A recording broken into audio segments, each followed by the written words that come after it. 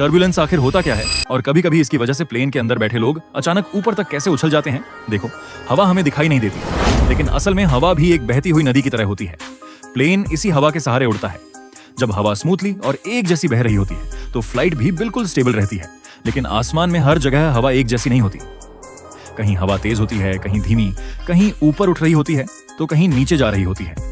जब प्लेन ऐसी unstable air में एंटर करता है तो उसकी मूवमेंट अचानक बदल सकती है। इसी को हम टर्बुलेंस कहते हैं। अब सबसे बड़ा सवाल, अगर टर्बुलेंस सिर्फ हवा का हिलना है तो पैसेंजर सीट से उठकर ऊपर कैसे पहुंच सकता है? असल में यहाँ एक बहुत इंपॉर्टेंट बात है। जब प्लेन अचानक नीचे की तरफ मूव करता है तो पैसेंजर का शरीर उसी पल कुछ समय के लिए अपनी पिछली मोशन को बनाए रखता है।